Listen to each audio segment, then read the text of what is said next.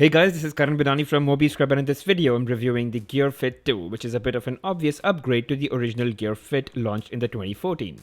The Gear Fit 2 works with any Android smartphone that's running Android KitKat or higher, although it is running the Tizen OS, which is Samsung's very own proprietary software but completely compatible with Android.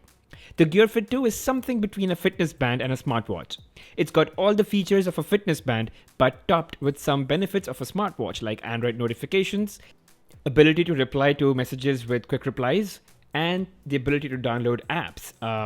There are a couple of apps that you can download from the Galaxy App Store, which has some apps built for Tizen OS.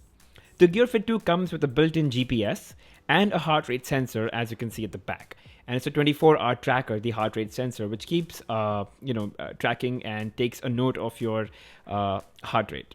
You'll also see charging terminals at the back, which magnetically stick to the charger to wirelessly charge the device.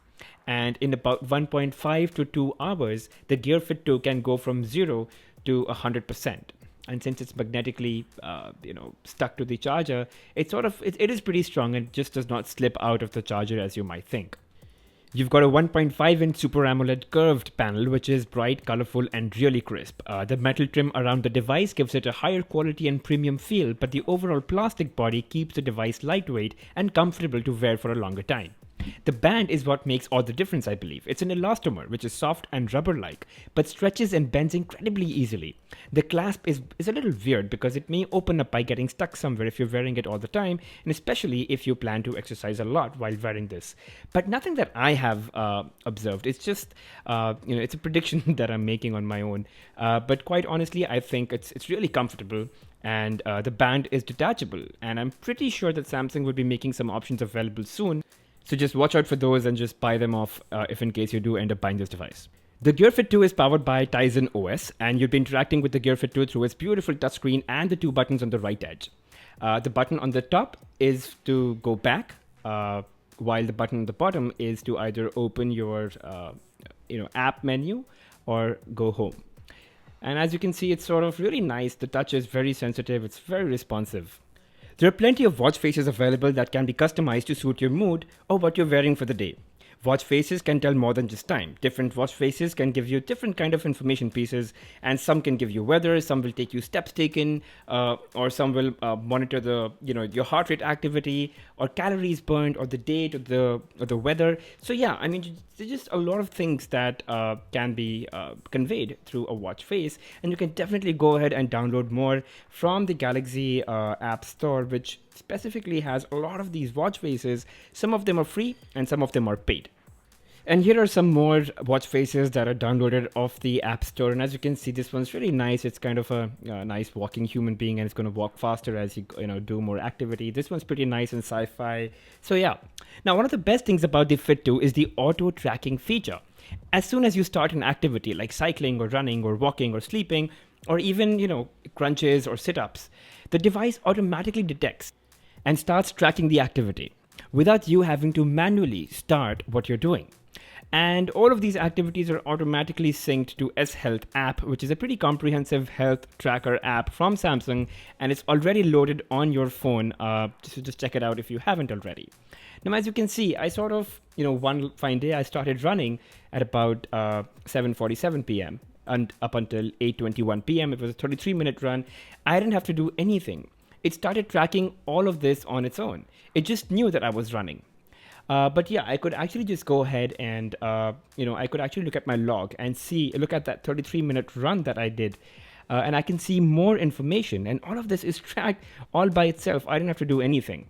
It kind of looks at my lowest and my maximum heart rate. Not only tells me by graph, but also gives me statistical information. Looks at, gives me the weather update that I was running at 32 degrees Celsius, which is pretty hot. And then I've got a map which kind of tells me where I was running. I could also change the activity type. I could go into, move it into running, walking, cycling, if I'm working on a step machine or an elliptical trainer. So yeah, I mean, it will track all of this on its own, by the way. You don't even have to do this. But you can if you just want to be safe and you just want to track exactly what you're doing. And if I'm doing crunches, I could actually just set my target and define which wrist I'm going to be wearing it on, and then just kind of go ahead and press start on the top. So Samsung, it gives you just loads of data and tracks them quite accurately. It is synced to your profile, so even if you switch devices, your data is intact. It also tells me how many steps I took over the week, right? So I have a step counter of about 6,000 is my default target, which is quite low, sadly. But yeah, I mean, and today, as you can see, I have not climbed any floors or taken any steps. Basically, I wasn't wearing it today. So yeah, but yeah, so, on Monday I had about 8 floors uphill. And this is sort of my tracker, which tells me my minimum and my maximum heart rate, which has been recorded. And as you can see, 55 has been my minimum, 201 max. This is the complete range of the entire week, not just a particular day. And I can obviously go into day-wise as well. So I can add 3 more widgets that have not been added onto my home screen as of now. If I keep my home screen pressed, it tells me all the widgets that are available on my device. And I can remove them with a minus on top, or I could add, as you saw, for water and caffeine intake. Now, while it's a fitness band, I really love the fact that I can get all my notifications on my wrist. I don't have to open the phone each and every time. I don't have to unlock. If at all I have to give a quick reply, I can just do that from the pre-fed messages that are there. I think OK Google feature would have been great, and I think it would have completely turned this fitness band into a beast. But well, I think we should just take what we get in this price, which is pretty good.